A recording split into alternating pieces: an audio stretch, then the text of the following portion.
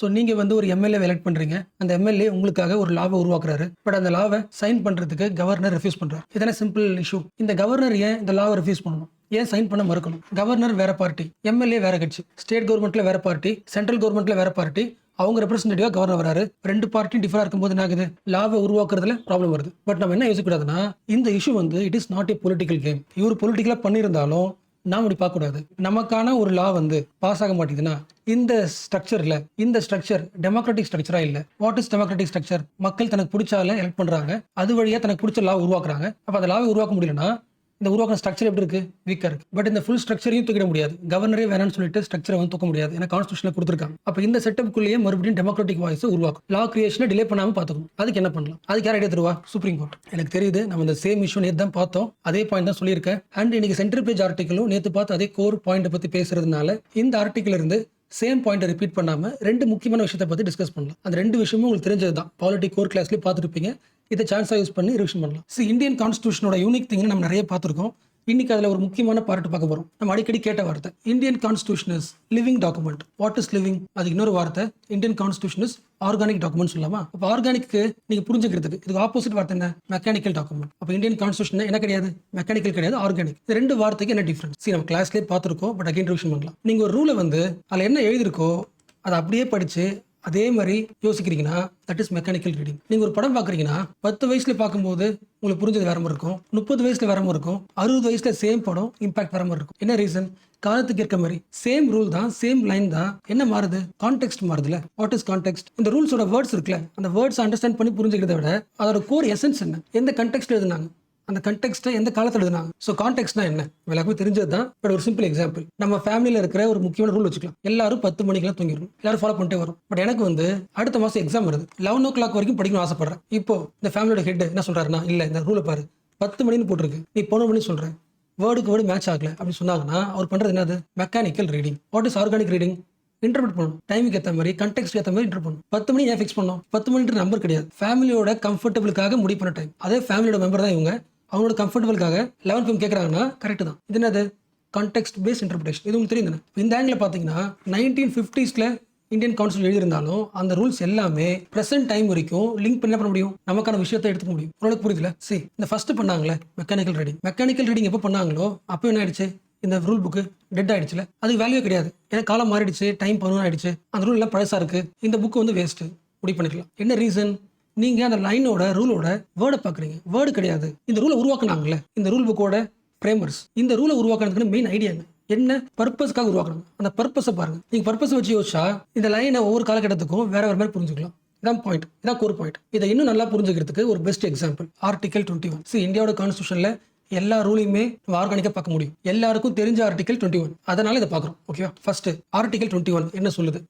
No person shall be deprived of his life or personal liberty. No person shall be deprived of his life or personal liberty. எந்த மனிதனோட லைஃபையும் அவனோட personal லிபர்ட்டியும் பறிக்க முடியாது, except but ஒரு condition இருக்கு, according to procedure established by law. So இதான ஆர்டிகல் 21. நம்மளுக்கு தெரிஞ்ச ஆர்டிகல் தான், பேசிக் தான். பட் அகைன் ரிவிஷன் பண்றேன். ஒரு சின்ன எக்ஸாம்பிள், வழக்கமா எல்லா கிளாஸும் சொல்ற பேசிக் எக்ஸாம்பிள். நான் வந்து உங்களை அரெஸ்ட் பண்ண வரேன் அப்படின்னு என்ன அர்த்தம்? உங்களை ஜெயிலில் போறதுக்கு வரேன். அப்படி பண்ண முடியுமா? நீங்க என்ன சொல்லலாம்? மேலே கோட் பண்ணலாம், no person shall be deprived of his life only according to the procedure establish பண்ணலாம். என்ன, நீங்க ஜெயிலில் போறதுக்கு ஒரு ப்ரொசீஜர் இருக்கு, அந்த ப்ரொசீஜரை ஃபாலோ பண்ணி தான் ஜெயிலில் போட முடியும். என்ன ப்ரொசீஜர்? உங்களுக்கு இவர் மேல டவுட் இருக்குன்னா அதை என்ன பண்ணணும்? ப்ரூவ் பண்ணணும். எங்க? கோர்ட்ல. ஸோ கோர்ட்ல ஃபர்ஸ்ட் நடக்கும், ட்ரையல் நடக்கும். அந்த ட்ரையல்ல ரெண்டு வக்கீல பண்ணுவாங்க, ஆர்கியூ பண்ணுவாங்க. ஆர்கியூ பண்ணி முடிச்சுட்டு எல்லா ப்ரூஃபும் கரெக்டாக இருந்தால் மட்டும் தானே பண்ணலாம், இவங்களே ஜெயிலில் பண்ண முடியும், அதாவது டீடைன் பண்ண முடியும். ஸோ ஒரு ஆளை டேரக்டா டீடைன் பண்ண முடியாது. ஒரு ப்ரொசீஜர் இருக்கு. அந்த ப்ரொசீஜர் யார் எழுதுனா? நம்ம பார்லிமெண்ட் லால உருவாக்குனது. அப்ப அந்த லால சொன்ன ப்ரொசீஜர் படி ஃபர்ஸ்ட் ட்ரையல் கொண்டு போ, டிஸ்கஸ் பண்ணட்டும், ப்ரூஃப் ரெடி ஆகட்டும், அப்புறம் என்ன பண்ணு? டீடைன் பண்ணு, என்ன ஜெயில போடு. அப்ப அந்த அரெஸ்ட் பண்ணதுல இருந்து நான் தப்பிக்கிறேன்ல, அது ஹெல்ப்ஃபுல்லா இருந்தது. லால சொன்ன ப்ரொசீஜர், அதான் கோர் பாயிண்ட். இப்ப நாளைக்கு வந்து ஒரு பார்லிமெண்ட் ஒரு லா போடுது, நாளைக்கு இந்த ஊர்ல ஒரு கலவரம் நடக்க போகுது. அந்த கலவரம் நடக்கிறதுக்கு மேபி இவர் காரணமா இருக்கலாம், ஒரு சந்தேகம் இருக்கு அப்படின்னு தோணுச்சுன்னா அந்த சந்தேகத்தின் பேர்ல ஒரு என்ன பண்ணலாம்? டீடைன் பண்ணலாம், அதாவது அரெஸ்ட் பண்ணி உள்ள வச்சுக்கலாம். ஒரு லா போட்டாச்சு. இது பேர் என்னது? பிரிவென்டிவ் டீடென்ஷனா. அதாவது உன்னை ஜெயிலில் போட போறோம், நாளைக்கு நடக்க போற கலவரத்தை தடுக்கிறதுக்கு ப்ரிவென்ட் பண்றதுக்கு அரெஸ்ட் பண்றோம், பிரிவென்டிவ் டிடென்ஷன். இப்போ நான் கேட்கலாம்ல, என்ன அரெஸ்ட் பண்ணுங்க, பட் ப்ரொசீஜர் ஃபாலோ பண்ணுங்க. போலீஸ் என்ன சொல்லலாம்? லால இருக்கிற ப்ரொசீஜர் பார்த்து தான் அரெஸ்ட் பண்றோம், சந்தேகத்தின் பேர்ல அரெஸ்ட் பண்ணலாம் போட்டுருக்கு, அரெஸ்ட் பண்ணியாச்சு. பட் இந்த லா ஃபேரா இருக்கா? அன்ஃபேரா இருக்குல்ல. யாரை வேணா சந்தேகத்தின் பேர் அரெஸ்ட் பண்ண முடியும். அப்ப இந்த இடத்துல இப்ப யோசிச்சோம்ல, இந்த கண்டெக்ஸ்ட்ல யாரு பெருசா இருக்கா? ஒரு பர்சனோட லைஃப் பெருசா இருக்கா? லா பெருசா இருக்கா? லா தான் பெருசா இருக்குல்ல. என்ன சொல்ல புரியுச்சா? இந்த சிச்சுவேஷனை நம்ம அரெஸ்ட் பண்ணுவோம்ல. எந்த காரணத்துல அரெஸ்ட் பண்ணோம்? லா வேலிடா இருக்கு. அப்ப இந்த இன்டர்பிரேஷன் ஒரு பர்சனோட லைஃப் லிபர்ட்டி பார்க்கறத விட லா தான் பெருசா சொல்றாங்க. லால இருக்குது ஆனா அரெஸ்ட் பண்ணுவேன். உன் லைஃபை விட லா பாயிண்ட் தான் முக்கியம். பட் இப்போ யோசிங்களேன், இந்த ஆர்டிகல் உருவாக்கி இருப்பாங்களே யாரு? Constituent assembly, constitution makers. அவங்க எதை ஃபர்ஸ்ட் வச்சிருப்பாங்க? லாவையா லைஃபியா? ஒரு பர்சனல் லைஃப் தான்ல. இப்போ நான் முடிவு பண்றேன், இந்த காலகட்டத்தை முடிவு பண்றேன். 1950s கரெக்டாக இருந்திருக்கலாம். என்ன ரீசன்? பார்லிமெண்ட் ஒரு லா போட்டால் கரெக்டாக தான் லா போடும். அப்போ அது ஒரு லா போட்டிருக்குன்னா அந்த ப்ரொசீஜர் கரெக்டாக தான் இருக்கும். பட் இந்த காலகட்டம் அப்படி கிடையாது. இப்போ நான் வேற மாதிரி யோசிக்கிறேன். இப்போ இந்த இன்டர்பிரேஷன் யோசிங்களேன். போலீஸ் அரெஸ்ட் பண்ண வருது, என்ன சொல்லுது? இந்த லா படி அரெஸ்ட் பண்ணலாம் சொல்லுது. நான் என்ன சொல்றேன்? லா விட இது பெருசு, என்னோட பிரைவசி முக்கியம். நீங்க அரெஸ்ட் பண்ணீங்கன்னா என்னோட லிபர்ட்டி பிரைவசி போகுது. என்னோட பிரைவசி அஃபெக்ட் பண்ணுதுன்னா அந்த லா தப்பு. நான் ஆர்கியூ பண்றேன். யோசிக்க முடியுதா? ஒரே லைனை நம்ம என்ன பண்றோம்? அப்டேட் பண்றோம். இது யார் சொன்னது? 2017 கேஎஸ் குட்டசாமி கேஸ் தானே. என்ன சொல்றாங்க? Right to privacy is a fundamental right. அதுதான் பெருசு. எதை விட? லாவை விட, லா ப்ராசஸை விட, லா ரூல்ஸை விட ரைட் டு பிரைவசி முக்கியம். அப்போ நீங்கள் ஒரு ப்ரொசீஜர் ரெடி பண்ணுறீங்கன்னா அந்த ப்ரொசீஜர் ஒரு இண்டிவிஜுவலோட லிபர்ட்டி பிரைவசி அஃபெக்ட் பண்ணுறதுன்னு ஃபர்ஸ்ட் செக் பண்ணுங்க. அது அஃபெக்ட் பண்ணுச்சுன்னா அந்த லா வேலிட் கிடையாது. அப்படியே பார்லிமெண்ட் லா போட்டால் கூட ஜுடிஷியல் பண்ண முடியும், ஜுடிஷியரில் சேலஞ்ச் பண்ண முடியும். உங்களுக்கு யோசிக்க முடியுதா? 1950s அதே ஆர்டிகல் தான் லான்னு ஒன்று போட்டுருந்துச்சா, அதை இன்டர்வியூ பண்ணி என்ன பண்ணியாச்சு? கவர்மெண்ட்டுக்கு அதிகமான பவர், மக்கள் அரெஸ்ட் பண்ணலாம். அதே ஆர்டிகல் தான் 2017 அதே லைன்ல வேற வார்த்தை பார்க்குறேன். ரைட் டு லிபர்ட்டி 21 கொடுத்துருக்காங்க, ஃபண்டமெண்டல் ரைட்ல கொடுத்துருக்காங்க. ரைட் டு பிரைவசி தான் most important. So citizen right ஆகுது அதிகமாகுது. இதை விட கவர்மெண்டோட பவரை விட. அப்போ இந்தியன் கான்ஸ்டியூஷன் ஆகுது சோல்ஃபுல்லா இருக்குல்ல, ஆர்கானிக்கா இருக்குல்ல. இதான் டிஃபரன்ஸ். ஸோ இந்த விஷயம்லாம் நம்ம எதுக்கு பார்க்குறோம்? ஸோ எப்படி சுப்ரீம் கோர்ட் ஆர்டிகல் 21 காலத்துக்கு ஏற்ற மாதிரி இன்டர்பிரட் பண்ணி மக்களுக்கான ஜஸ்டிஸை கொடுத்துச்சோ, சேம் லைக் தட் இந்த கவர்னர் இஷ்யூலையும் இந்தியன் கான்ஸ்டியூஷன்ல ஆர்டிகல் 200, ஆர்டிகல் 201 இந்த ரெண்டு ஆர்டிகலையும் இன்டர்பிரட் பண்ணி இந்த கண்டெக்ஸ்ட்டுக்கு, இந்த ப்ராப்ளத்துக்கு ஏற்ற மாதிரி இன்டர்பிரட் பண்ணி ஒரு தீர்ப்பு கொடுத்துருக்கு. Which means interpretive justice. இந்த இன்டர்பிரேட்டிவ் ஜஸ்டிஸ் தான் இந்தியன் கான்ஸ்டியூஷன் எப்படி வச்சிருக்கு? ஆர்கானிக்கா வச்சிருக்கு. ஸோ நெக்ஸ்ட் பார்க்க போறது சுப்ரீம் கோர்ட் இந்த ஆர்டிகல் 200, 201 எப்படி இன்டர்வியூ பண்ணி அந்த கவர்னர் டிலே பண்றாருல பில்லை பாஸ் பண்றதுக்கு, அந்த டிலேவை சரி பண்ணுச்சு. எப்படி டெமோக்ராட்டிக் ப்ராசஸை இம்ப்ரூவ் பண்ணுச்சு, அதை பார்க்க போறோம். பட் அதுக்கு முன்னாடி நேற்று பார்த்த same basics article 200, 201 one second revision பண்ணலாம். ஸோ ஒன் செகண்ட் கேட்குறேன். ஆர்டிகல் 200யும் 201யும் நம்ம ஏன் இப்போ பார்க்குறோம்? அந்த ஃபர்ஸ்ட் ஒரு எக்ஸாம்பிள் பார்த்தோம்ல, ஒரு அசம்பிளி ஒரு பில் அனுப்பிச்சுன்னா கவர்னர் என்ன பண்றாரு? சைன் பண்ணாம டிலே பண்றாருல, அப்படியே டிலே பண்றாரு. ஸோ அவரோட பாயிண்ட் ஆஃப் வியூ என்னன்னா, கவர்னர் பாயிண்ட் ஆஃப் வியூல இல்ல சென்ட்ரல் கவர்மெண்ட் பாயிண்ட் ஆஃப் வியூல என்ன சொல்றாங்கன்னா, ஆர்டிகல் 200ல கவர்னருக்கு ஒரு பில்லை சைன் பண்ணாம வித்ஹோல்ட் பண்றதுக்கு அதிகாரம் இருக்கு. அது கவர்னரோட டிஸ்கிரிஷனரி பவர், அது தப்பு சொல்ல முடியாதுன்னு சொல்றாங்க. சோ அதனால ஆர்டிகல் 200 படிக்க போறோம். நேத்து பார்த்தது தான் சேம். ஆர்டிகல் 200ல கவர்னருக்கு என்ன பவர் போட்டிருக்கு? ஒரு பில் வந்துச்சுன்னா ஓகே சொல்ல முடியும், சைன் பண்ண முடியும், அசென்ட். இல்லைன்னா அந்த பில்லை ஏதாவது மாத்தணும்னா, எனக்கு இந்த ஒரு பாயிண்ட் பிடிக்கல, போய் மாத்திட்டு வாங்க, இல்ல கன்சிடர் பண்ணுங்க. ஒரு அசம்பிளி அனுப்பின ஒரு பில்லை ரீகன்சிடர் பண்ணிட்டு வாங்கன்னு சொல்ல முடியும். ரெண்டாவது பவர். மூணாவது, அந்த பில் ரொம்ப சீரியஸான இஷ்யூவா இருக்கு, கான்ஸ்டியூஷனே கெடுக்கிற மாதிரி இருக்கு, சுப்ரீம் கோர்ட்டோட பவர் குறைக்கிற மாதிரி இருக்கு, ஃபெடரலிஸ்டுக்கு அகைன்ஸ்டா இருக்கு அப்படின்னா இந்த பில்லை என்ன பண்ணுவேன்? பிரசிடென்ட்டுக்கு ரிசர்வ் பண்ணுவேன். நான் எதுவும் முடிவு பண்ணல, பிரசிடென்ட்டுக்கு ரிசர்வ் பண்ணுவேன். ஸோ பிரசிடென்ட் அனுப்புறதுக்கு பவர் இருக்கு. இந்த எல்லா பவர் யார் தரா? ஆர்டிகல் 200. அண்ட் இன்னொரு பாயிண்ட் சொல்றாங்க, இதே ஆர்டிகல்ல ஒரு அசம்பிளி பில் அனுப்பிச்சுன்னா எதையுமே சொல்லாம வித்ஹோல்டும் பண்ண முடியும். எத்தனை நாளைக்கு அப்படின்றது ஆர்டிகல் 200ல போடல. யாரு போடல? கான்ஸ்டியூண்ட் அசம்பிளி போடல. என்ன ரீசன்? ஒரு பில் வந்துச்சுன்னா செக் பண்ணுவாங்க, செக் பண்ணி சைன் பண்ணுவாங்க. எந்த கவர்னர் என்ன பண்ண மாட்டாரு? வித்ஹோல்ட் பண்ண மாட்டாரு. அவரே பண்ண போறாரு. அவரோட மெயின் வேலை என்ன? ஸ்டேட் கவர்மெண்டோட ஃபங்க்ஷனை சூப்பர் ஆக்குற ஒரு வேலையை. கவர்னன்ஸ் இம்ப்ரூவ் பண்ணுவாரு, சைன் பண்ணி இன்னும் ஃபாஸ்ட் ஆக்குவாரு. அதான் யோசிச்சிருப்பாங்க. இப்போ இந்த பாயிண்ட் வச்சுக்கிட்டு தான் கவர்னர்ஸ் என்ன பண்றாங்க? எந்த விதமான ஆன்சரும் பண்ணாம நாங்கள் ரிஜெக்ட் பண்றோமா, ரீகன்சிடர் பண்ண சொல்றோமா, இல்ல பிரசிடென்ட் அனுப்புறோமா, எதுவுமே ஆன்சர் பண்ணாம என்னோட பாக்கெட்ல போட்டுக்கிட்டு சைலண்டா இருக்கிறது. இது இன்னொரு பேர் என்னது? Pocket veto. அதாவது அந்த பில் வேணாம் சொல்றாங்க. வீட்டோ மீன்ஸ் கேன்சல் அர்த்தம், நோன்னு அர்த்தம். நோன்னு சொல்லாம இருக்கிறது என்ன பண்றாங்க? பாக்கெட் பிடிச்சிக்கிறாங்க. Being silence and saying no. இது யாரோட ஆர்குமெண்ட்? சென்ட்ரல் கவர்மெண்டோட ஆர்குமெண்ட். இன்னொரு பாயிண்ட், இந்த பிரசிடென்ட் அனுப்புறாங்கல்ல அந்த ஸ்டேட்டோட பில்ல, பிரசிடென்ட் என்ன பண்ணலாம்? அவருக்கு அதிகாரம் உண்டா? அடுத்த ஆர்டிகல் 201 என்ன சொல்றாங்க? சேம் ஓகேவும் சொல்லலாம், ரீகன்சிடர் பண்ண சொல்லலாம், வித் ஹோல்டும் பண்ணலாம். அவ ரெண்டு பவர் இருக்கிறதுனால பிரசிடென்ட்டும் கவர்னரும் ஒரு ஸ்டேட்டோட பில் என்ன பண்ண முடியும்? டிலே பண்ணவே முடியும். இது சென்ட்ரல் கவர்மெண்ட் ஆர்குமெண்ட். இது யாருக்கு பிடிக்காது? ஸ்டேட் கவர்மெண்ட்டுக்கு பிடிக்காது. அப்போ கேஸ் போடுறாங்க. நிறைய ஸ்டேட் கவர்மெண்ட் போட்டிருக்கு, தமிழ்நாடு கேஸ் போட்டிருக்கு. அது கிடைச்ச தீர்ப்பு தான் பார்த்துட்டு இருக்கோம். ஸோ எப்படி பார்த்தாலும் சென்ட்ரல் கவர்மெண்ட் கொடுக்குற ஆர்குமெண்ட் ஆர்டிகல் படி மெக்கானிக்கலா ரீட் பண்ணா வித் ஹோல்டு இருக்கு, அப்போ வித் ஹோல்ட் பண்ணலாம். மெக்கானிக்கலா ரீட் பண்ணா அது கரெக்டா இருக்கு. பட் அந்த மெக்கானிக்கல் ரீடிங் எதை உருவாக்கல? டெமோக்ராட்டி உருவாக்கல. டெமோக்ரஸியை வயலேட் பண்ணுது, டிலே பண்ணுது. அப்ப யார் உள்ள வருவா? சுப்ரீம் கோர்ட் உள்ள வருது. அப்ப இது வரைக்கும் பார்த்தது இந்தியன் கான்ஸ்டியூஷன்ல கொடுக்கப்பட்ட மீனிங் ஆர்டிகல் 200, 201. இப்ப அந்த லைனை சுப்ரீம் கோர்ட் என்ன பண்ணிருக்கு? ரீஇன்டர்பிரட் பண்ணிருக்கு. எப்படி? ஒரு கவர்னருக்கும் பிரசிடென்ட்டுக்கும் ஒரு பில்ல டிலே பண்ற மாதிரி ஒரு அதிகாரம் இருக்குன்னா அதோட மெயின் எய்ம் என்ன? டெமோக்ராட்டிக் ப்ராசஸை இம்ப்ரூவ் பண்ணதானே தவிர டிலே பண்றது கிடையாது. அப்ப ஆர்டிகல் 200, 201 என்ன சொல்லல? கவர்னருக்கும் பிரசிடென்ட்டுக்கும் அவங்க இஷ்டத்துக்கு என்ன பண்ணலாம்? ஸ்டேட்டோட பில்ல வித் ஹோல்ட் பண்ணலாம் அப்படின்னு சொல்லல. கவர்னருக்கு அந்த அதிகாரம் கொடுத்தது எதுக்காக? டெமோக்ராட்டிக் ப்ராசஸ், அட்மினிஸ்ட்ரேட்டிவ் ப்ராசஸ் எஃபிஷியன்ஸா மாத்துறதுக்கு. But Tamil Nadu governor efficiency improve பண்ணாம, டெமோக்ரஸி இம்ப்ரூவ் பண்ணாம நல்ல முக்கியமான பில்ஸ்லாம் டிலே பண்றாங்க. அதனால இந்த பவரை அவன் வேற மாதிரி என்டர் பண்ணலாம். ஒரு எக்ஸ்ட்ரா கண்டிஷன் போடலாம். ஃபர்ஸ்ட் கண்டிஷன், கவர்னருக்கு ஒரு பில்லு வருதுனாலே அது யாரோட அட்வைஸ்? அந்த ஸ்டேட் கவர்மெண்டோட அட்வைஸ் தான். அவங்க தான் அனுப்புறாங்களே. ஸ்டேட் கவர்மெண்ட் சொல்லலாம், இல்ல கேபினெட் சொல்லலாம். மினிஸ்டர்ஸ் தான் பில் அனுப்புறாங்க. அசம்பிளில ரெடி பண்ணிட்டு அனுப்புறாங்க. அப்ப அவங்க அட்வைஸ் கேட்கறது உங்களோட வேலை. அப்ப அவங்க அட்வைஸ் கேட்டு இந்த பில்லை சைன் பண்ண போறீங்கன்னா 1 மந்த்ல சைன் பண்ணிடணும். இல்ல கேபினெட் சொல்றது கேட்க மாட்டேன், ஸ்டேட் கவர்மெண்ட் சொல்றது கேட்க மாட்டேன், எனக்கு அவங்க அட்வைஸ் பிடிக்கல, சோ நான் இந்த பில் என்ன பண்ண போறேன்? வித்ஹோல்ட் பண்ண போறேன். ஓகே, வித்ஹோல்ட் பண்ணு. உனக்கு என்ன இருக்கு? டிஸ்கிரிஷனரி பவர் இருக்கு. பட் அந்த பவர் வந்து 3 மாசம் மட்டும் தான். சோ கேபினெட்டோட அட்வைஸ் உனக்கு பிடிக்காம அந்த பில்ல சைன் பண்ணாம ஒரு 3 மாசத்துக்கு வித்ஹோல்ட் பண்ணலாம். அந்த 3 மாசத்துக்குள்ள நீங்க மறுபடியும் என்ன பண்ணிடணும்? உனக்கு பில் பிடிக்கல, ரிட்டர்ன் அனுப்பிடணும். யார்கிட்ட? கவர்மெண்ட்டுக்கே ரிட்டர்ன் அனுப்பிடணும். பட் ரிட்டர்ன் அனுப்பும்போது ஏன் வித்ஹோல்ட் பண்ண, ஏன் திருப்பி அனுப்புற அப்படின்ற மெசேஜா போட்டுருணும். You must give a written explanation. இது வரைக்கும் புரியல. கவர்மெண்ட் சொல்றது அப்படியே கேட்டா அந்த பில் என்ன பண்ணணும்? 1 மாசத்துல சைன் பண்ணி அனுப்பிடணும். கவர்மெண்ட் சொல்ற பாயிண்ட் பிடிக்கல, வித்ஹோல்ட் பண்ண போறோம்னா மேக்ஸிமம் 3 மாசம். அதுக்குள்ள அந்த பில்ல உனக்கு என்ன ப்ராப்ளம், ஏன் வித்ஹோல்ட் பண்ற, ஏன் ரிட்டர்ன் பண்ற, ரிட்டர்ன் ஃபார்மெட்ல எழுதி கொடுத்துரு. ஒருவேளை இந்த பில் வந்து மோஸ்ட் சீரியஸ் இஷ்யூவா இருக்கு, அதாவது இந்தியாவோட ஃபெடரலிசத்தை டிஸ்டர்ப் பண்ற மாதிரி இருக்கு, இந்தியாவோட கான்ஸ்டியூஷனுக்கு அப்போஸா இருக்கு, சென்ட்ரல் கவர்மெண்டோட லாக்கு அப்போஸா இருக்கு, ஒரு சீரியஸ் இஷ்யூவா இருக்கு, என்ன பண்ணலாம்? நீ பிரசிடென்ட்டுக்கு அனுப்பி வைக்கலாம், பிரசிடென்ட்டுக்கு ரிசர்வ் பண்ணலாம். பட் அந்த முடிவையும் 3 மாசத்துல எடுத்துடணும். அதுக்கு என்ன அர்த்தம்? கவர்மெண்ட் ஒரு பில் அனுப்பிச்சுன்னா ஏதாவது ஒரு முடிவு 3 மாசத்துல எடுத்தே ஆகும். இன்டெஃபினட் பீரியட் கிடையாது, டிலேயும் கிடையாது. ஸோ பிரசிடென்ட்டுக்கு அனுப்பியாச்சு. பிரசிடென்ட்டும் ஸ்டேட் கவர்மெண்டோட பில்ல 3 மாசத்துக்கு மேல வச்சிருக்க கூடாது. 3 மாசத்துக்குள்ள அவர் பிடிச்சிருக்கா இல்ல ஓகேவா 3 மாசத்துக்குள்ள முடிவு பண்ணிடணும். அப்ப எப்படி பார்த்தாலும் கவர்னருக்கு மேக்ஸிமம் 3 மாசம், பிரசிடென்ட்டுக்கு மேக்ஸிமம் 3 மாசம். ஒரு பில்ல டிலே பண்ணணும்னா மேக்ஸிமம் 6 மாசம் டிலே பண்ண முடியும். ஒருவேளை நீ யோசிக்கிறேன், எனக்கு 3 மாசம் பத்தல, யாரு? பிரசிடென்ட். எனக்கு வந்து ரொம்ப டஃபா இருக்கு, இந்த பில்லு காம்ப்ளெக்ஸா இருக்கு அப்படின்னா அப்படின்னு டைம் எடுத்துக்கூடாது. என்ன பண்ணலாம்? உனக்கு ஹெல்ப் பண்றது யாரு இருக்கா? சுப்ரீம் கோர்ட் இருக்கு. ஆர்டிகல் 143 பயன்படுத்து. அதாவது பிரசிடென்ட் என்ன பண்ணலாம்? உனக்கு ஒரு டாக்குமெண்ட் புரியல, ஒரு இஷ்யூ புரியலனா சுப்ரீம் கோர்ட் என்ன பண்ணிக்கலாம்? அட்வைஸ் வாங்கிக்கலாம். அட்வைஸ் வாங்கிட்டு சீக்கிரம் என்ன பண்ணு? அக்செப்ட் பண்ணு. அதாவது 3 மந்த்ஸ்க்குள்ள ஒரு முடிவு சொல்லு. ஸோ ஃபுல் செக் போட்டாச்சுல. பட் இன்னொரு பாயிண்ட் சொல்லியிருக்காங்க. இந்த பாயிண்ட் ஏன்னா கவர்னர் பண்ணார், தமிழ்நாடு கவர்னர் பண்ணதுனால எக்ஸ்ட்ரா பாயிண்ட். இது ஸ்டேட் கவர்மெண்ட், அதாவது கேபினெட் ஒரு பில் அனுப்புறாங்க கவர்னர் கிட்ட. கவர்னர் அந்த பில்ல எதுவுமே சொல்ல வித்ஹோல்டே வச்சிருக்காரு. அதாவது பாக்கெட் விட்டோ எதுவுமே சொல்லாம அவரோட பாக்கெட்ல அந்த பில் என்ன பண்ணுது? தூங்கிட்டு இருக்கு. 1 மாசம் ஆகுது, 2 மாசம் ஆகுது, 3 மாசம் ஆகுது, 4 மாசம் ஆகுது. ஸ்டேட் கவர்மெண்ட் கேட்குது பில் என்ன ஆச்சுன்னு கேட்குது. அப்போ என்ன பண்றாருன்னா, எனக்கு இந்த பில் பிடிக்கல, ரிஜெக்ட் பண்றாரு. அதாவது தப்பா இருக்குன்னு சொல்லிட்டு ரீகன்சிடர் பண்ணுங்க அப்படின்னு சொல்றாரு. கவர்மெண்ட் என்ன பண்ணுது? அந்த பில்லை படிச்சு பார்க்குது, எல்லாம் கரெக்டா இருக்கு. ஸோ எதையும் மாத்தாம மறுபடியும் யாருக்கு அனுப்புது? கவர்னருக்கு அனுப்புது. தமிழ்நாடு கவர்னர் என்ன பண்றாருன்னா இந்த டைம்ல பிரசிடென்ட் அனுப்பிக்கிறார். ஸோ முடிஞ்ச அளவுக்கு எவ்வளவு டிலே பண்ணலாமோ பண்ணிட்டு இருக்காரு. இனிமே பண்ண முடியாது. ஸ்டேட் கவர்மெண்ட் மறுபடியும் அனலைஸ் பண்ணதுக்கு அப்புறம் உங்ககிட்ட அனுப்பும்போது மேக்ஸிமம் 1 மாசம் தான். 1 மாசத்துக்குள்ள அதை ஓகே பண்ணி அனுப்பி விட்டுரும். ஸோ கம்ப்ளீட்ல அப்படியாச்சு, செக் வச்சாச்சு, டைம் லைன் வச்சாச்சு. அப்போ இவ்வளோ பாயிண்ட்ஸை சுப்ரீம் கோர்ட் தருதுன்னா என்ன ரீசன்? ஆர்டிகல் 201 இன்டர்பிரட் பண்ற விதம் எப்படி இருக்கு? காலகட்டத்துக்கு ஏற்ற மாதிரி இருக்கு. எஸ், கவர்னருக்கு வித்ஹோல்ட் பண்ற பவர் இருக்கு, ரீகன்சிடர் பண்ற பவர் இருக்கு, பிரசிடென்ட் ரிசர்வ் பண்ற பவர் இருக்கு. அந்த எல்லா பவர் எதுக்காக? டெமோக்ரஸியை, பீப்புள்ஸோட பவர் இம்ப்ரூவ் பண்றாரு தவிர பீப்புள்ஸோட வாய்ஸ் டிலே பண்றது கிடையாது. அப்போ டிலே ஆகுதுன்னா இந்த லைனுக்குள்ள என்ன இருக்கு? இந்த ஆர்டிகளோட கோர் ஐடியா என்ன ஆகுது? ப்ராப்ளம் ஆகுது. அப்போ அதை இம்ப்ரூவ் பண்றதுக்கு டைம் லைன் வச்சிடலாம். ஓகேல? அப்போ அல்டிமேட் முக்கியமான பாயிண்ட் என்ன?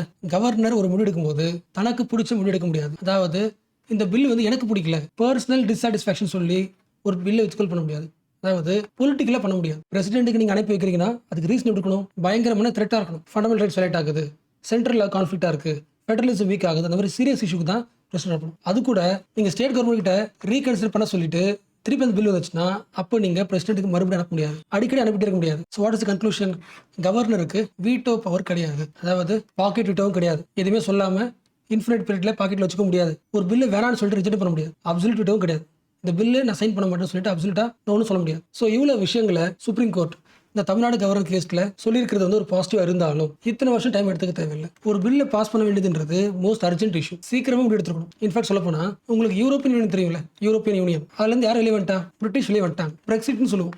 பிரெக்சிட், பிரிட்டிஷ் எக்ஸிட் ஆகும். எங்க இருந்து? யூரோப்பியன் யூனியன்ல இருந்து. இது சரியா இல்லையான்னு செக் பண்றதுக்கு பிரிட்டிஷோட யூகேவோட சுப்ரீம் கோர்ட் வந்து ஜஸ்ட் ரொம்ப சீக்கிரமாவே ஒரு 24 பேஜஸ்லேயே ஜட்மெண்ட் எழுதி கிளியரா பவர்ஃபுல்லா டைம்லி சொல்லிடுச்சு. பட் நீங்க என்ன பண்ணிருக்கீங்க? ஒரு கவர்னர் இஷ்யூ அதை அனலைஸ் பண்ண சொல்லி ரொம்ப டைம் எடுத்துக்கிட்டு அந்த ரிப்போர்ட்டை வந்து ஒரு 400 பக்கம் அளவுக்கு எழுதி கொடுத்துருக்கீங்க. டீடைல்டா எழுதுறது ஓகே, பட் ஒரு சீரியஸ் இஷ்யூனா டைம்லியா இருக்கணும், கான்செப்ட்லாவும் கிளாரிட்டியாவும் கிறிஸ்பா இருக்கணும். இன்னொரு முக்கியமானது, இந்த கவர்னர் சம்பந்தப்பட்ட கேஸ் இருக்குல்ல, ஒவ்வொரு கவர்மெண்ட்டும் வெஸ்ட் பெங்கால் கவர்மெண்ட் தனியா, கேரளா கவர்மெண்ட் தனியா, தமிழ்நாடு கவர்மெண்ட் தனியா, ஒவ்வொருத்தவங்களும் அவங்க கவர்னர் பத்தி கேஸ் போட்டிருக்காங்க. இப்போ ஒரே இஷ்யூ பத்தி நிறைய ஸ்டேட் சொல்லும்போது என்ன பண்ணிருக்கணும்?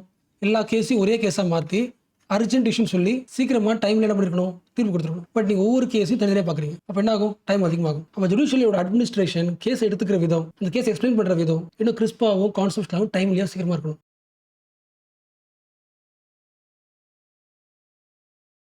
பூமிக்கு அடியில ரொம்ப வருஷமா இறந்து போன பிளான்ட்ஸு அனிமல்ஸு இது எல்லாம் தான் என்னவா கன்வெர்ட் ஆகுது, ஃபாசில் ஃபியூலா. அப்போ யோசிச்சு பாருங்களேன், இறந்து போன பிளான்ட்ஸ் தானே, dead plants, dead animals, dead creatures ரொம்ப காலமாக உள்ள ப்ரெஷரில் ஹீட்டில் புதஞ்சே கிடக்குதுன்னா என்ன மாறிடும், கருப்பாக தானே மாறிடும். அதான கோல். எக்ஸாம்பிளாக ஃபாசில் ஃபியூலா. இது நமக்கு தெரியும், வெரி பேசிக்ஸ். நமக்கு அடுத்த பாயிண்ட், ஃபாசில் ஃபியூல் சொன்ன உடனே நமக்கு என்ன தோணும், கோல் நாம வரும். அடுத்து என்ன தோணும், இதை ஹீட் பண்ணி தான் நம்ம எலக்ட்ரிசிட்டி ஜென்ரேட் பண்ணுறோம், அதான் யூஸ் பண்ணுறோம். பட் பாயிண்ட் என்னன்னா, இந்த ஃபாசில் ஃபியூல் இருக்குல்ல, எக்ஸாம்பிள் கோல் வச்சுக்கலாம், அது நம்மளோட எலக்ட்ரிசிட்டிக்கு மட்டும் பயன்படுத்தல. இன்னும் 2 முக்கியமான விஷயம் இருக்குது. ஃபார் எக்ஸாம்பிள், இண்டஸ்ட்ரியில் ஒரு பொருளை வந்து உற்பத்தி பண்ணுறதுக்கு ஸ்கூலில் படிச்சிருப்போம்ல, இண்டஸ்ட்ரியல் ஃபர்னேஸ் சொல்லுவோம். ஃபார் எக்ஸாம்பிள், ஒரு மெட்டல் வச்சுக்கலாம். ஒரு மெட்டல் இருக்குது, அதை மெல்ட் பண்ணணும்னா என்ன தேவை, ஹீட்டு தேவையில்ல. அந்த ஹீட்டை சப்ளை பண்ணுறதுக்கு ஃபாசில் ஃபியூல் யூஸ் பண்ணுவோம். ஸோ ஃபாசில் ஃபியூலை கோலை எலக்ட்ரிசிட்டிக்கு யூஸ் பண்ணுறோம். ஒரு இண்டஸ்ட்ரியில் ஒரு பொருள் உருவாக்குறதுக்கு மெல்ட் பண்ணுறதுக்கு ஹீட் சப்ளை தேவை. அந்த ஹீட் சப்ளையாகவும் கோல் யூஸ் பண்ணிட்டு இருக்கோம். அண்ட் 3வது முக்கியமானது, சில பொருளை உற்பத்தி பண்ணுறதுக்கு ப்ரொடியூஸ் பண்ணுறதுக்கு நம்ம ஃபாசில் ஃபியூலை இன்புட்டாகவும் கோல் யூஸ் பண்ணுவோம், ஃபாசில் ஃபியூல் யூஸ் பண்ணுவோம். ஃபார் எக்ஸாம்பிள், நீங்கள் ஸ்டீலை உருவாக்கணும், ஸ்டீலுக்கு இன்புட் எது, கார்பன். நீங்கள் ஃபர்டிலைசரை ப்ரொடியூஸ் பண்ணணும், உற்பத்தி பண்ணணும், அதுக்கு என்ன தேவை, ஹைட்ரோஜன் தேவை. நேச்சுரல் கேஸ்லேருந்து ஹைட்ரோஜன் எடுத்து இன்புட்டாக யூஸ் பண்ணுறோம். ஸோ இதுக்கப்புறம் ஃபாசில் ஃபியூல்னு மைண்டில் வரும்போது நம்ம வண்டிக்கு பெட்ரோல் போடுறோம், எலக்ட்ரிசிட்டிக்கு யூஸ் பண்ணுறோம், ஒரு இண்டஸ்ட்ரியில் இன்புட்டாக யூஸ் பண்ணுறோம், ஹீட் சப்ளை யூஸ் பண்ணுறோம், இத்தனை விஷயத்துக்கு யூஸ் பண்ணுறோம். ஏன் இத்தனை ஆங்கிள் யோசிக்கணும்? இந்தியாவோட எய்ம் என்ன, இந்தியாவோட எய்ம் என்ன, ரொம்ப சீக்கிரமாகவே நெட் ஜீரோ அச்சீவ் பண்ணுமா. அதாவது நம்ம ஃபாசில் ஃபியூலை யூஸ் பண்ணக்கூடாது. அது யூஸ் பண்ண ஆகுது, கார்பன் டை ஆக்சைடு எமிட் ஆகுது, ஹீட் அதிகமாக எமிட் ஆகுது, கிளைமேட் சேஞ்ச் அதிகமாகுது, அதாவது குளோபல் வார்மிங் அதிகமாகுது. அப்போ இந்தியா வந்து நெட் ஜீரோ அச்சீவ் பண்ணணும்னா ஃபாசில் ஃபியூல் யூஸ் பண்ணக்கூடாதுன்னா நம்ம என்ன யோசிக்கக்கூடாது, ஓகே அப்போ ஃபாசில் ஃபியூல் பதில் சோலார் பேனல் யூஸ் பண்ணலாம், நமக்கு என்ன கிடைச்சிரும், எலக்ட்ரிசிட்டி கிடைச்சிரும். என்ன எலக்ட்ரிசிட்டி, க்ரீன் எலக்ட்ரிசிட்டி. அப்படின்னு ஒன் சொல்யூஷன் கிடையாது. நம்ம ஃபாசில் ஃபியூலை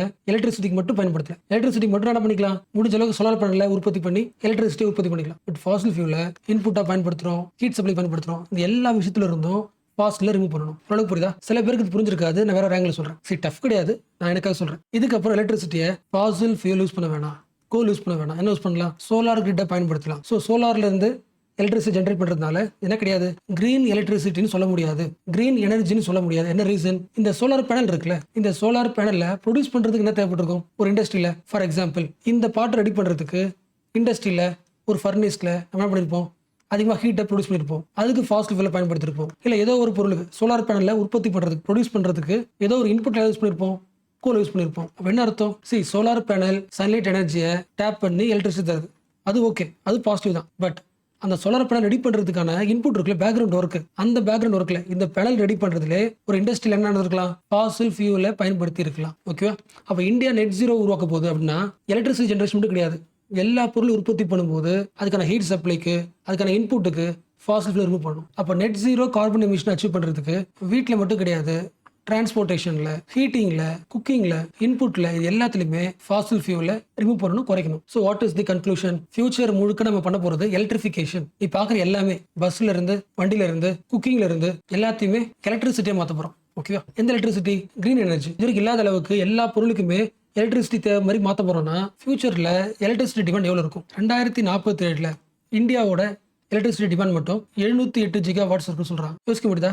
இந்த 708 ஜிகாவாட் டிமாண்ட் இருக்குன்னா இவ்வளோ எலக்ட்ரிசிட்டி ப்ரொடியூஸ் பண்ணணும். ட்ரெயினுக்கு தேவை எலக்ட்ரிசிட்டி, 2 வீலருக்கு, காருக்கு, வீட்டில் சாப்பாடு செய்யறதுக்கு எல்லாமே எலக்ட்ரிசிட்டியாக போகுது. இப்போ அவ்வளோ டிமாண்டுக்கு என்ன பண்ணணும், எலக்ட்ரிசிட்டி ஜென்ரேட் பண்ணணும். அப்போ அவ்வளோ அமௌண்ட் ஆஃப் எலக்ட்ரிசிட்டி வெறும் சோலார் பேனல்லேருந்து வருமா? ஸோ நியூக்ளியர் பவரை டேப் பண்ணாமல் இந்தியாவோட கோ கிரீன் ட்ரீம் வந்து ஒர்க் அவுட் ஆகாது. என்ன reason, solar panel is not 24/7. நைட்ல சன்லைட் இருக்காது, சம்மர்ல சன்லைட் அதிகமா இருக்கும். அப்போ எப்படி இருக்கு, this is not the continuous supply. அப்போ 24/7 நம்ம எலக்ட்ரிசிட்டி ஜென்ரேட் பண்ணணும்னா, கண்டினியூஸ் சப்ளை வேணும்னா we have to include the nuclear power. இப்போதைக்கு இந்தியாவோட டார்கெட் 2047 டைம்ல நம்ம அட்லீஸ்ட் நியூக்ளியர் பவர்ல இருந்து we have to achieve 100 gigawatts. யோசிக்க முடியுதா? டிமாண்ட் எவ்வளோ, 700 gigawatts. நம்ம பிளான் பண்றது நியூக்ளியர் மட்டும் 100 gigawatts. ஒரு ஜிகாவாட்னா தெரியும்ல, 1000 megawatt is equal to 1 gigawatt. என்ன ரீசன்னா, நிறைய இடத்துல 700 மெகாவாட் போட்டிருப்பாங்க. இந்த ஒரு பவர் பிளான்ட் வந்து 700 மெகாவாட் ப்ரொடியூஸ் பண்ணுது அப்படின்னு அர்த்தம், அதிகம் அர்த்தம். 1 ஜிகாவாட்டோட முக்கால்வாசின்னு அர்த்தம். Okay, megawatt, gigawatt. So what is the point, இந்தியாவுக்கு கண்டிப்பா நியூக்ளியர் ஆம்பிஷன் பெருசா இருக்கணும். அதாவது எல்லா செக்டார்ஸும் எதை பயன்படுத்தணும், நியூக்ளியர் பவரை பயன்படுத்தணும், நாட் ஒன்லி சோலார் பேனல். யோசிக்க முடியுதா? ஃபார் எக்ஸாம்பிள், இந்தியாவோட ரயில்வேஸ், அதோட பிளான் என்ன, அது ஓடுறதுக்கான பவர் தேவையில்ல, அதுக்குன்னு தனியா நியூக்ளியர் பவர் பிளான்ட் வைக்க போகுது.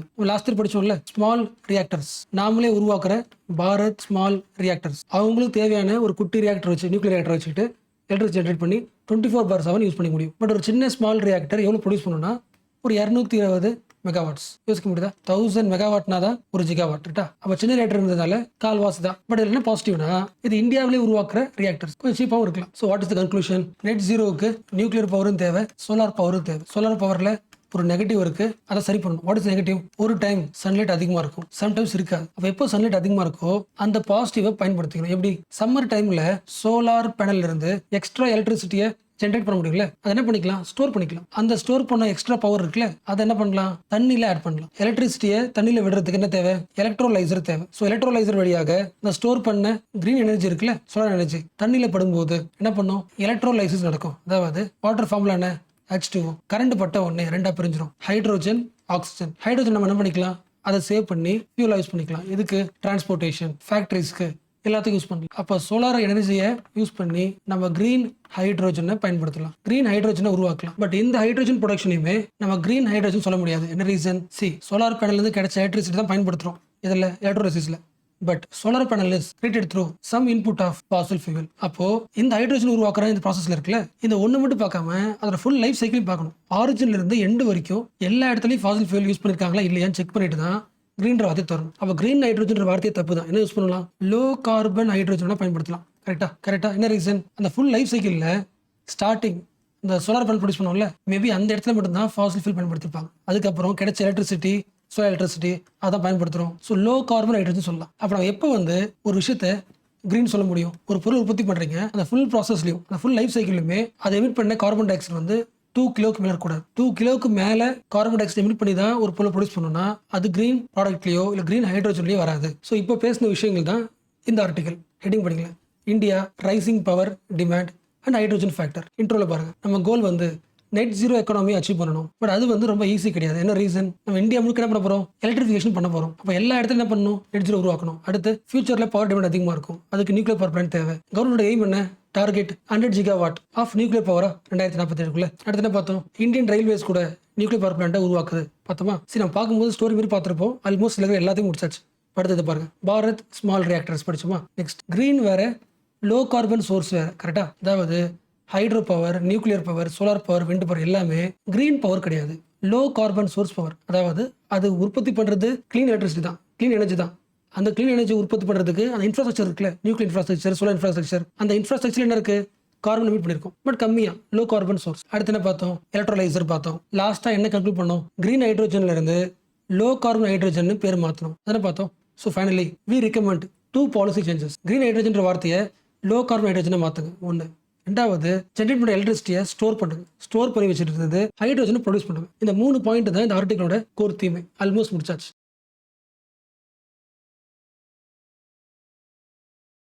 ஒரு கான்ஃபிடென்ட்டான ஒரு யங் கேர்ள், செம்ம கான்ஃபிடென்ட்டா ஸ்கூலுக்கு போறாங்க, காலேஜுக்கு போறாங்க. சொசைட்டிக்குள்ள போனாலே ஒரு கேர்ளுக்கு நிறைய கமெண்ட்ஸ் கிடைக்கும். அதுல ஒரு கமெண்ட், நீங்க பார்க்க ரொம்ப அழகா இருக்கீங்க, பட் இன்னும் கொஞ்சம் கலரா இருந்தா இன்னும் சூப்பரா இருந்திருப்பீங்க. இந்த ஒரு வார்த்தை இருக்குல்ல, நீங்க அழகா தான் இருக்கீங்க, பட் இன்னும் கொஞ்சம் கலரா இருந்தா இன்னும் அழகா இருந்திருப்பீங்கன்னு சொல்றாங்களே, அந்த ஒரு கமெண்ட் அந்த சின்ன ஏஜ்ல அந்த எங்களோட கான்ஃபிடென்ட் ஆகும் ரொம்ப வீக் ஆகி அன்கம்ஃபர்டபுள் ஆயிடுவாங்களே. ஏன்னா அந்த கமெண்ட் என்ன ஆகும்? ஸ்கூல்ல மட்டும் கிடையாது, காலேஜ்ல மட்டும் கிடையாது, த்ரூ அவுட் தி லைஃப். வீட்டில் கூட, வீட்டில், ஸ்கூல்ல, மேரேஜ்ல, மீடியாவில், எங்க போனாலும் ஒருவேளை நீங்க கருப்பா இருந்தீங்கன்னா அந்த பிளாக் பத்தியான ஒரு கமெண்ட் வந்துட்டே இருக்கலாம். ரொம்ப சிம்பிளா சொல்லணும்னா, உங்களுக்கு சம்மந்தமே இல்லாம உங்களுக்கு லைஃப் லாங் உண்டு. அதுக்கு என்ன காரணம்? இந்தியாவுக்கு அந்த ஒயிட் ஸ்கின் இருக்குல்ல, ஒயிட் ஸ்கின் தான் ஃபேர் ஸ்கின் சொல்றாங்க. அந்த ஒயிட் ஸ்கின் மேல இருக்கிற அப்சஷன் தான் காரணம். அப்சஷன். ஸோ கண்டிப்பா இந்த இஷ்யூல நீங்க கேரளாவோட சீஃப் செக்ரட்டரி, உங்களுக்கு தெரியும், சாரதா முரளிதரன், இவங்களோட ரைட்டிங்கை நீங்க ஃபாலோ பண்ணலாம். ரீசென்ட் டைம்ல இந்த கலர் பயஸ் இருக்குல்ல, இதை எதிர்த்து வாய்ஸ் அவுட் பண்ணிருக்காங்க. ஸோ சிம்பிளா ஒரே லைன்ல சொல்லிட்டாங்க, இந்தியாவில் நம்ம ஒரு ட்ரீட் பண்றோம்ல, இந்த ட்ரீட் பண்ற விஷயம் depends upon the skin colour. யோசிக்க முடியல, the skin colour decides how we treat the people. ரொம்ப சிம்பிளா சொல்லணும்னா, it is like a social passport. Meaning புரியுதா? இந்தியாவில் கலர்ன்றது ஜஸ்ட் கலர் மட்டும் கிடையாது, ஜஸ்ட் லுக் மட்டும் கிடையாது. It is like a social passport. அதாவது உங்களுக்கு ஒயிட் ஸ்கின் இருந்தா ஆட்டோமேட்டிக்கா யூ வில் கெட் காம்ப்ளிமெண்ட்ஸ். பிளாக்கா இருக்கிற கேர்ளை விட இந்த ஒயிட் ஸ்கின்னுக்கு மேரேஜ் ப்ரொபோசல்ஸ் அதிகமா வருது. அந்த ஒயிட் ஸ்கின் கேர்ளை பாக்குற விதம் எப்படி இருக்கும்? She is so classy. இவங்க எப்படி இருப்பாங்க? ஷீ இஸ் கல்ச்சர்ட், மேபி கிராமத்தா. அண்ட் இன்ஃபேக்ட் ஒரு ஒர்க் பண்ண போறீங்கன்னா கூட ஒரு பிளாக் உமனை விட ஒயிட் ஸ்கின் கேர்ள் மேல ட்ரஸ்ட் அதிகமா வைக்கிறாங்க. மீனிங் புரிஞ்சா? இது எல்லாமே சோஷியல் பாஸ்போர்ட். உங்களுக்கு எந்த விதமான குவாலிஃபிகேஷன் இல்லைனாலும் வெறும் ஒயிட் ஸ்கின்னை வச்சுக்கிட்டு இந்தியாவில் காம்ப்ளிமெண்ட்ஸ் வாங்கிக்கலாம், மேரேஜ் ப்ரொபோசல் நிறைய வாங்கிக்கலாம், உங்களை அதிகமாக ட்ரஸ்ட் பண்ணுவாங்க, உங்களை கிளாஸ்ன்னு சொல்லுவாங்க. ஸோ ஜஸ்ட் ஒரு ஸ்கின் கலர் கலருக்குள்ள இவ்வளோ பவர் டாமினேஷன் ஒளிஞ்சிருக்கு, இவ்வளோ கல்ச்சுரல் கேபிட்டல் ஒளிஞ்சிருக்கு. பட் இதை விட இன்னொரு மிகப்பெரிய லேயர் இருக்கு, இதுக்குள்ள ஒளிஞ்சிருக்கு. இந்த மேலே பார்த்தோம்ல, இது எல்லாமே இந்த டார்க் ஸ்கின் இருக்காங்கல்ல, இவங்களுக்கு கம்மியாக கிடைக்கும். How she feels discriminated. கரெக்டா? இந்த டிஸ்கிரிமினேஷன் தான் என்ன மாறுது, மார்க்கெட்டா மாறுது. It becomes the market boom. Link பண்ண முடியல. எஸ், இந்த டிஸ்கிரிமினேஷன்ல இருந்து தப்பிச்சு போயிடணும். இவங்களுக்கு கிடைக்கிற அதே காம்ப்ளிமெண்ட் நமக்கு கிடைக்கணும், அதே ரெஸ்பெக்ட், அதே மேரேஜ் ப்ரொபோசல். அதுக்கு என்ன பண்ணலாம்? காஸ்மெட்டிக்ஸ் யூஸ் பண்ணலாம். ஸ்கின்னை லைட்டனிங் ஆகுறது, சொல்லிக்கிற மாதிரி பில்ஸ் போடலாம். ஓரளவுக்கு புரிஞ்சுல? Fairness cream. What is fairness? அந்த ஒயிட் ஸ்கின் வர்றதுக்கான கிரீம். ஸோ ஓரளவுக்கு நம்ம எந்த கோர் பாயிண்ட் பேசணும்னு புரிஞ்சா, ஒரு சோஷியல் டிஸ்கிரிமினேஷன் எதிர்த்து போராடுறதுக்கு, அதை ஃபைட் பண்றதுக்கு, அதை சரி பண்றதுக்கு நம்ம எதை பயன்படுத்துறோம்? ஃபேஸ் கிரீம் பயன்படுத்துறோம். ஃபேஸ் கிரீம் பயன்படுத்தினா டிஸ்கிரிமினேஷன் குறைஞ்சிடும். We feel empowered. இது யார் சொன்னது? நமக்கு எப்படி தெரியுது? Booming market. ஸோ மார்க்கெட்டு மீடியாவில் ஒரு டார்க்கா ஸ்கின் இருக்கிற ஒரு லேடி, ஒரு கேர்ள் அந்த ஃபேஸ் கிரீம் யூஸ் பண்ணும்போது டிஸ்கிரிமினேஷன் ஆகும். அவங்க காலேஜுக்குள்ள, கிளாஸ் ரூம்குள்ள எல்லாரும் உங்களை பார்ப்பாங்க. ஸோ அந்த விளம்பரம் என்ன பண்ணுது? சோஷியல் டிஸ்கிரிமினேஷன்ல இருந்து நீ வெளியே வரணுமா, எம்பவர் ஆகணுமா, யூஸ் தி ஃபேஸ் கிரீம். தப்பான சொல்யூஷன். ஏன் தப்பான சொல்யூஷன்? ஹெல்த் கான்ஷியஸ் சொல்லணும்னா இந்த ஃபேர்னஸ் ப்ராடக்ட் இருக்குல்ல, the fairness products are mostly ineffective nature. என்ன ரீசன்? ஆக்சுவலா இன்எஃபெக்டிவ் சொல்றதை விட வர்ஸ்னே சொல்லலாம். அதுக்கு என்ன காரணம்? டார்க்கா இருக்கிற ஸ்கின்னை ஒயிட்டாவோ இல்ல லைட் அண்டாவோ மாத்தணும்னா கண்டிப்பா அந்த ப்ராடக்ட்ல என்ன ஆட் பண்ணிருப்பாங்க? ரொம்ப ஸ்ட்ராங் ஆட் பண்ணிருப்பாங்கல்ல. For example steroids, mercury. என்ன ரீசன்? நீங்க ஃபேஸ் கிரீம் போடுறீங்க, 1 வீக்ல இல்ல அந்த அடுத்த 5 மினிட்ஸ்ல என்ன பண்ணுவீங்க? நீங்க ரிசல்ட் எதிர்பார்க்குறீங்க. ரிசல்ட் உடனே வந்தாதான் நீங்க ஃபேஸ் கிரீம் வாங்குவீங்க. அப்ப என்ன பண்றாங்க? ஸ்டெராய்டு, மெர்க்குரி, ப்ளீச்சிங் ஏஜென்ட் இதெல்லாம் ஆட் பண்றாங்க. இது ஆட் பண்ண என்ன ஆகும்? உங்க ஸ்கின் தின்னிங் ஆயிடும், தின் ஆயிடும். நிறைய ரேஷஸ் வரும். லாங் டேர்ம்ல பிக்மெண்டேஷன் இஷ்யூ வரும். எல்லாத்த விட ஹார்மோனல் இம்பேலன்ஸ் வரும். தெரிஞ்ச பாயிண்ட் தான். பட் இதே பாயிண்ட்டை இன்னொரு ஆங்கிள் பார்க்கலாம், ஹெல்த் பேஸ்ட் பார்க்கலாம். டெர்மட்டாலஜிஸ்ட் சொல்ற பாயிண்ட், ரீசெண்ட் டைம்ஸ்ல ஃபேர்னஸ் ப்ராடக்ட்டை மிஸ்யூஸ் பண்ணி, தவறாக யூஸ் பண்ணி நிறைய பேர் பேஷண்டாக இருக்காங்க. தேர் சஃபரிங் ஆஸ் பேஷண்ட்ஸ். அதுக்கு மெயின் ரீசன் யாரு? ஒரு க்ரீம் யூஸ் பண்ணா ஒரு பெரிய ப்ராப்ளம் ஏன் வருது? அதுக்கு மெயின் கல்பிரேட் டாபிக்கல் கார்டிகோ ஸ்டெராய்டு. சேம் வார்த்தை தான், அதே ஸ்டெராய்டு தான். எந்த ஸ்டெராய்டு சொல்லியாச்சு? Topical கார்டிகோ steroid. ஸோ இது வந்து என்னது? ஒரு ட்ரக், இது ஒரு மெடிசன். இது எப்போ யூஸ் பண்ணுவாங்கன்னா உங்களுக்கு எக்ஸெமா இல்லை சொரியாசிஸ், ரொம்ப சிம்பிளா சொல்லணும்னா கையில, கழுத்துல இல்ல ஃபேஸ்ல ரெட்டிஷா இருக்கும்ல, தடிப்பா இருக்கும்ல, ரெட்டிஷா, அதை சரி பண்றதுக்கு ஸ்டெராய்டு தருவாங்க. பட் அந்த ஸ்டெராய்டு வந்து டாக்டர்ஸ் ப்ரிஸ்கிரைப் பண்ணாம மட்டும் தான் யூஸ் பண்ணணும். பட் என்ன கிடைக்குது? இது ஓவர் தி கவுண்டரே கிடைக்குது, நீங்களே போய் வாங்கிட்டு முடியும். இன்ஃபேக்ட் சொல்ல போனா பியூட்டி சலூன்ல கூட யூஸ் பண்றாங்க. எதுக்கு? இது போட்டா ஸ்கின் எப்படி இருக்கும்? லைட்டனிங்கா இருக்கும். ஸோ ஃபேஸ் லைட்னிங் ஆகிறது ஒரு பாசிட்டிவா இருந்தாலும் நெகட்டிவ் சைட், உங்களோட ஃபேஸ் கிரீம்ல ஸ்டெராய்டு யூஸ் பண்ணியிருந்தாங்கன்னா, steroid, bleaching, sometimes anti fungal, இந்த காம்பினேஷன்ல steroid plus anti fungal, steroid plus bleaching agents, இந்த காம்பினேஷன்ல ஃபேஸ் கிரீம் யூஸ் பண்ணீங்கன்னா லாங் டேர்ம்ல உங்களோட பிளட் சுகர் லெவல் அதிகமாகலாம், இம்யூனிட்டி கம்மியாயிடும். என்ன ரீசன்? Immune suppression, hormonal imbalance, fatigue, mind ஒரே மாதிரி இருக்காது, மூட் ஸ்விங். ஏன் இவ்வளவு விஷயம் வருதுன்னு புரியுதா? உங்களுக்கு தெரிஞ்சது தான். ஃபேஸ்ல அப்ளை பண்ணும்போது ஃபேஸ் ஸ்கின் இருக்குல்ல, அதுக்குள்ள அப்சர்வ் ஆகும். ஸ்கின் அப்சர்வ் ஆகும்போது ஆட்டோமேட்டிக்கா உங்களோட பிளட்ல மிக்ஸ் ஆகும்னு சொல்றாங்க. ஸோ பிளட்ல மிக்ஸ் ஆகும்போது தான் இந்த blood sugar, blood pressure, mood swing எல்லாம் பார்த்தது. அப்போ இவ்வளவு தெரிஞ்சும் ஃபேஸ் ப்ராடக்ட்ஸ் நம்ம யூஸ் பண்றோம்னா that is our moral crisis. Social ப்ரெஷர்னால நம்ம மைண்டுக்குள்ள ஒரு மாரல் கிரைசிஸ் வந்துருச்சு. ஸ்கின்னை பத்தியான சயின்டிபிக் நேச்சர் நாம மறந்துடுறோம். நேச்சர் என்ன சொல்லுது? இந்த பிளாக் டார்க் ஸ்கின் உருவாக்குறது நான் தான், ஒயிட் ஸ்கின் உருவாக்குறது நான் தான். எப்படி ஒரு ஸ்கின் வந்து பவர்ஃபுல்லா மாறுச்சு? அதுக்கு சான்ஸே இல்லை. என்ன ரீசன்? ரெண்டுமே பாசிட்டிவ். எதை பொறுத்து? நீங்க இருக்கிற இடத்த பொறுத்து. நீ வந்து ஈக்குவேட்டர் ரீஜன்ல பிறக்கிற, இந்தியா, ஆப்பிரிக்கா, சவுத் ஈஸ்ட் ஏஷியால பிறக்கிற, அப்ப என்ன இருக்கும்? சன்லைட் அதிகமா படுது. அப்ப எந்த ஊர்ல ஸ்ட்ராங் சன்லைட் வருதோ அங்க என்ன வரும்? யூவி ரேடியேஷன் வரும். அப்ப அந்த யூவி ரேடியேஷன் உடம்புக்குள்ள போச்சுன்னா பிரச்சனை வந்துடும். அப்புறம் என்ன பண்றேன்? உனக்கு ஒரு கிஃப்ட் பண்றேன். என்னது? Dark skin. என்ன இருக்கு? மெலானின் இருக்கு. அந்த கிஃப்ட் தான் உன்னை யூவில இருந்து பாத்துக்குது, சேஃப் கார்ட் பண்ணுது. அது வேணான்னு சொல்லிட்டு என்ன பண்ற? நீ ஃபேஸ் கிரீம் யூஸ் பண்ற. உன்னோட பாசிட்டிவ் நெகட்டிவா மாத்துற. எந்த ஊர்ல இருந்துகிட்டு? ஈக்குவேட்டர்ல இருந்துகிட்டு. அட் தி சேம் டைம் உங்களுக்கு ஒயிட் ஸ்கின் கொடுத்தது கூட ஒரு கிஃப்ட் தான். என்ன ரீசன்? நீங்க எங்க இருக்கீங்க? Low sunlight. லோ சன்லைட்னா உங்க ஸ்கின் எப்படி இருந்தா போதும்? லைட்டரா இருந்தா போதும். லைட்டரா இருந்தா தான் அப்சர்வ் பண்ண முடியும். என்ன அப்சர்வ் பண்ண முடியும்? அந்த கம்மியான சன்லைட்டையே அப்சர்வ் பண்ணிக்க முடியும். ஸோ அந்த ஒயிட் கலர் ஸ்கின் தான் முடிஞ்ச அளவுக்கு அப்சர்வ் பண்ணிக்கிட்டு உடம்புக்கு தேவையான விட்டமின் டியை அது ப்ரொடியூஸ் பண்ணிக்கும். அப்போ நீ இருக்கிற இடத்துல நீ ஒயிட்டா இருந்துகிட்டு பிளாக் ஆசைப்பட்டாலும் தப்பு தான். நீ இருக்கிற இடத்துல இருந்துகிட்டு பிளாக்ல இருந்து டார்க்ல இருந்துட்டு லைட் ஸ்கின்னா போகணும்னு யோசிக்கிறது தப்பு தான். ரெண்டு பேருமே நேச்சரோட கிஃப்ட் மதிக்க கிடையாது. It is both evolutionary nature. But இந்த பாயிண்ட் விட்டு என்ன பண்றீங்க? டுவல் திங்கிங் பண்றீங்க. டுவாலிட்டி யாரு? சொசைட்டி. ஒயிட் பிளாக்னு பிரிச்சாச்சு. அதாவது fair versus dark skin, pure versus polluted. ஒயிட்டா இருந்தாலே பணக்கார, ரிச் வெர்சஸ் புவர். ஒயிட்டா இருந்தா சிவிலைஸ்ட், பிளாக்கா இருந்தா வைல்ட். Indians are wild. என்ன ரீசன்? Dark skin. இது யாரோட mind set? Colonial mind set. இவன் தான் என்ன பண்றா? ஒயிட் ஸ்கின் டார், சுப்பீரியர், ரிஃபைன்ட், இன்டெலிஜென்ட். அதனால நாங்க என்ன பண்றோம்? உங்களை டாமினேட் பண்றோம். இந்த ஐடியா யார் அப்சர்வ் பண்ணிட்டா? நம்ம சொசைட்டி அப்சர்வ் பண்ணிடுச்சு. Post colonisation. So colonised country வெளியே போயிடுச்சு. பட் அவங்க இம்பாக்ட் ஆகுது, சொசைட்டி அப்சர்வ் பண்ணி இன்னொரு யூஸ் பண்ணிருக்கு. சிம்பிளா சொல்லணும்னா காலோனியல் ஹேங் ஓவர். அதாவது இன்னும் காலோனியல் மயக்கத்திலே இருக்கும். ஸோ அப்போ நடந்த இம்பாக்ட் நாளைக்கு பிறக்க போற கேர்ள் சைல்டு வரைக்கும் இம்பாக்ட் பண்ணுது. அந்த கேர்ளோட மேரேஜ் சாய்ஸ், அந்த கேர்ளோட ஜாப் இன்டர்வியூ, அந்த கேர்ளோட சினிமா காஸ்டிங், அந்த கேர்ளோட செல்ஃப் வர்த்து எவ்வளவு முடியுமோ இந்த செல்ஃப் என்ன பண்ணுது, வீக் ஆகுது. ஆக்சுவலா பார்த்தா ஜென்ரலா சொல்றாங்க மேக்கப் போட்டா வி லுக் மாடர்ன். இந்த கேர்ள் வந்து மாடர்ன் பியூட்டியா இருக்காங்க, அந்த மேக்கப் சொல்றாங்க. ஆக்சுவலா நீங்க எஜுகேட்டட் கேர்ளா இருந்தா ஒரு ஒயிட் ஸ்கின், லைட்னிங் ஸ்கின், அதுதான் பியூட்டின்னு சொல்றது என்ன கான்செப்ட்? ஓல்டு கான்செப்ட் தானே. யார் சொன்ன கான்செப்ட்? அது 1800 காலோனியல் பீப்புள் சொன்ன ஐடியா. அந்த ஸ்கின்னுக்கு வர்றதுக்கு மேக்கப் போடுறோம். அது என்ன ஆகுது, எம்பரா ஃபீல் ஆகுது. அப்போ ஒரு கேர்ளோ இல்ல ஒரு பாயோ ஃபேஸ் கிரீம் போடுறாங்கன்னா they are not modern, they still in old bias, they are still following the old concept, old bias. உங்களுக்கு புரியுதுல? your society is discriminating you because of color. அந்த ட்ரூ கான்ஷியஸ்னஸ் வரணும். சொசைட்டியோட டிஸ்கிரிமினேஷன்ல இருந்து வெளியே வரணும்னா ஃபேஸ் கிரீம் ஒர்க் அவுட் ஆகாது. That is not the real consciousness, that is not the true solution அப்படின்ற ஒரு கான்ஷியஸ்னஸ்க்கு வரணும்.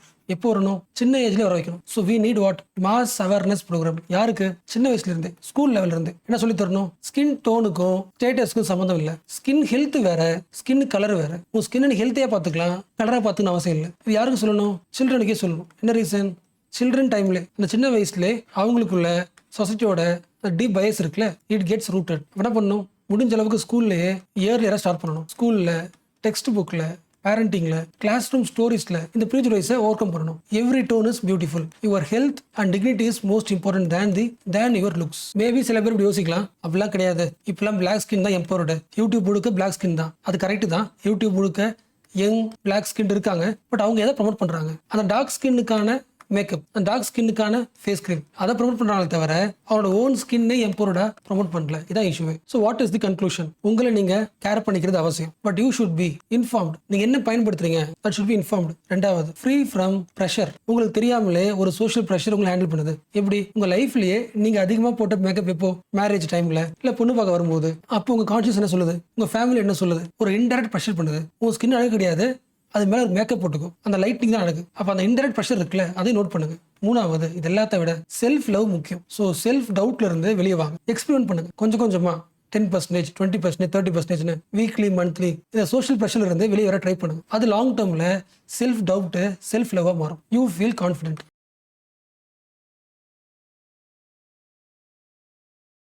இந்த ஹெட்டிங் படிங்களா, what is the approach to regulate AI in India? Artificial இன்டெலிஜென்ஸை எப்படி ரெகுலேட் பண்ணலாம்னு சொல்லிட்டு ஆர்டிகல் நிறைய வந்திருக்கு. உங்களுக்கு தெரியும், லாஸ்ட் 1 இயர்ல அட்லீஸ்ட் 3 days ஒன்ஸ் 4 days வந்துகிட்டே இருக்கும். So same topic, same theme, same points தான். இந்த ஆர்டிகல் பார்க்கறதுக்கு பெருசாக இருக்க மாதிரி தெரியும். எனக்கு தெரிஞ்சு உங்க எக்ஸாமுக்கோ இல்லை நீங்கள் எடுத்துக்க வேண்டிய பாயிண்ட்ஸோ ஒரு 2 to 3 பாயிண்ட்ஸ் தான் இருக்கும். அந்த பாயிண்ட்ஸை சம்மரைஸ் பண்ணலாம். ஸோ ஆக்சுவலாக எல்லா ஆர்டிகல்லையுமே ஏஐனா என்ன, அதே ரெகுலேட் பண்ணணும் அப்படின்ற பாயிண்ட் சொல்லிட்டு அதிலே ஒரு பாதி போயிடுது. லாஸ்ட் 1 year வர எல்லா ஆர்டிகலும் அது இருக்கிறதுனால நமக்கு அந்த ஃபர்ஸ்ட் பாஃப்ல இருக்குல்ல, எக்ஸ்ட்ரா பாயிண்ட்ஸ் கிடைக்க மாட்டேங்குது. சேம் பாயிண்ட் தான். ஸோ ஃபர்ஸ்ட் பாயிண்ட் நாம ஆரம்பிக்க வேண்டியது, ஆர்டிஃபிஷியல் இன்டெலிஜென்ஸை ஏன் ரெகுலேட் பண்ணணும்? ஏன் ரெகுலேட் பண்ணணும்? அதுக்கான ரீசன் வந்து ஒவ்வொரு வருஷமும் ஒவ்வொரு நாளும் எவ்வளவு ஆகிட்டே இருக்கு. ஃபர்ஸ்ட் எப்படி ஆரம்பிச்சோம்? ஒரு 1 year 2 year முன்னாடி ஏஐ வந்துச்சுன்னா ஜாப் லாஸ் அதிகமாயிடும், காப்பிரைட்ஸ் இஷ்யூ வரும். அதனால ஏஐ என்ன பண்ணணும்? ரெகுலேட் பண்ணணும். ஸோ ஸ்டார்டிங் எப்படி ஆரம்பிச்சோம்? அடுத்து என்ன எவ்வளோ ஆகுது? ஏஐ யூஸ் பண்ணி ஒரு இண்டிவிஜுவலோட ஹியூமன் ரைட்ஸை வயலேட் பண்ண முடியும், ஒரு இண்டிவிஜுவலோட பிரைவசியை டிஸ்டர்ப் பண்ண முடியும். இது அடுத்த எவல்யூஷன். இப்போ ரீசென்ட் டைம்ல ஆரம்ப கட்டத்தில் இருந்த ஏஐ இப்போ கிடையாது. ஏஐயோட திங்கிங் எப்படி இருக்கு? இன்னும் ஸ்மார்ட்டா, இன்னும் காம்ப்ளெக்ஸ் ஆயிடுச்சு. அதாவது இந்த ஏஐயை உருவாக்குன ஒரு ப்ரோக்ராமர் இருப்பார்ல, ப்ரோக்ராமர், அவருக்கே இப்போ இந்த ஏஐ எப்படிலாம் ஆன்சர் பண்ணுன்றத டீட்டெயிலாக தெரியாது. காம்ப்ளெக்ஸ் ஆயிடுச்சு. நிறைய இன்புட் கொடுத்து என்னோட ஏஐ எப்படி பிஹேவ் பண்ணுறது எனக்கு தெரியாது. அப்போ ஃபியூச்சரில் அது ரியாக்ஷன் எப்படி இருக்கலாம்? எப்படி வேணா இருக்கலாம். அதனால ஏஐ ரெகுலேட் பண்ணணும். அப்போ சில கண்ட்ரி வந்து ஏஐ யூஸ் பண்ணி உலகத்தோட சூப்பர் பவராக மாறதுக்கு ட்ரை பண்ணுது. சில பேர் என்ன பண்ணுறாங்க? ஹியூமன் ரைட்ஸ் வயலேஷனுக்கு யூஸ் பண்ணுறாங்க. சில பேர் என்ன பண்ணுறாங்க? வார்க்கடி பயன்படுத்தலாம்னு யூஸ் பண்ணுறாங்க. அதாவது ஒரு கண்ட்ரியோட செக்யூரிட்டி டிஸ்டர்ப் பண்ணுறதுக்கு யூஸ் பண்ணுறாங்க. அப்போ இவ்வளோ ஆங்கிள் இருக்கிறதுனால இந்த எல்லா டொமைன்ஸையும் என்ன பண்ணி ஆகணும்? ரெகுலேட் பண்ணணும். யோசிக்க முடியல. ஒரு ஏஐன்னு ஒரு மெஷின் இருக்குன்னா அதை ரெகுலேட் பண்ண வேண்டிய வேலை இருக்குல்ல, நிறைய ஆங்கிள் பண்ணணும். நிறைய ஆங்கிள்னா புரியுதா? இப்போதைக்கு கண்ட்ரிஸ் வந்து ஏஐ ரெகுலேஷன்ல 3 டைப்பா பிரிக்கலாம். கண்ட்ரிஸ் பேர்லாம் முக்கியம் கிடையாது, அந்த 3 பெர்ஸ்பெக்டிவ் முக்கியம். ரொம்ப சிம்பிள் தான், நமக்கு தெரிஞ்சதுதான். சில கண்ட்ரிஸ் ஒன் பாலிசி அப்ரோச்சை பயன்படுத்துது. அதாவது ஒரு ஏஐ இதுக்கு பயன்படுத்தலாம், இப்படி யூஸ் பண்ணலாம், இதுக்கான ரூல்ஸ் இதுன்னு ஒரு பாலிசி ரெடி பண்ணி அந்த கண்ட்ரியோட பாலிசியா பப்ளிஷ் பண்ணது. இது ஒரு ஆங்கிள். ஃபார் எக்ஸாம்பிள், யூரோப்பியன் யூனியனோட ஜெனரல் டேட்டா. அகைன் சொல்றேன், நம்ம கிளாஸ்ல இப்போ பாக்குறது வெறும் கான்செப்ட்ஸ் தான். உங்களுக்கு ஐடியா கொடுத்துட்டேன். இந்த ஐடியாவை அப்படியே உங்க ரியல் லைஃப்ல இல்ல மெயின்ஸ்ல இல்ல ஆன்சர் ரைட்டிங் எப்படி யூஸ் பண்ணுன்றது டாக்குமெண்ட்ல இருக்கு, ஹேண்ட் அவுட்ல இருக்கு. அதை படிக்கும் போது இந்த கிளாஸ் அப்படி உங்களுக்கு லிங்க் ஆகிடும். ஓகேவா? அகைன் சொல்றேன், நீங்க ஷார்ப்பா இருந்தா இந்த கிளாஸை பார்த்துக்கிட்டே உங்களால மெயின்ஸ் கன்வெர்ட் பண்ண முடியும். பட் எல்லாராலையும் இது முடியாது. அதனால இதே கீவேர்ட்ஸ் மெயின்ஸ் ஆங்கிள் எப்படி யோசிக்கலான்றத ஸ்ட்ரக்சரா கொடுத்துருக்கேன். ஓகேவா? இதுவரை கிடையாது. எப்பொழுதுமே ஒரு கிளாஸ் பாக்குறீங்க, இந்த கிளாஸ் நீங்கள் எக்ஸாமுக்கு யூஸ் பண்ணணும்னு உங்களுக்கு தோணுது அப்படின்னா டெலிகிராமில் ஹேண்ட் அவுட் இல்லைனா எனக்கு மெசேஜ் பண்ணுங்க, ஷேர் பண்ணுறேன். ஸோ யூரோப்பியன் யூனியன் போட்ட ரெகுலேஷன் பேர் general data protection regulation, GDPR சொல்லுவாங்க. இதே மாதிரி சைனாவும் சேம் லைக் யூரோப்பியன் மாதிரி one policy approach, personal information protection law. Meaning புரியுதுல? அப்போ அவங்களோட ஐடியா என்ன? ஏஐனால டேட்டா தெஃப்ட் ஆகலாம், டேட்டா பாதுகாக்கணும். அந்த ஆங்கிள் ஹோலிஸ்டிக்கா போட்டிருக்காங்க. இதுக்கு அப்படியே ஆப்போசிட் யாரு? USA. Sector specific approach.